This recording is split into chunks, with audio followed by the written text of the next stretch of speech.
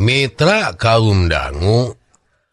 tadina waktu Nyi Mas Lara geni mangihan di mana aya anak Nyi Mumun lantaran waktu diteangka imahna Ki Muat nyampak Nyi Mumun teh teu aya ngan nyaeta teh dasar siluman kamana nyumputna kamana initna eta Nyi Mumun tangtu kapanggih. Mitra kaum dangu waktu Nyi Mumun aya di setengahing perjalanan teh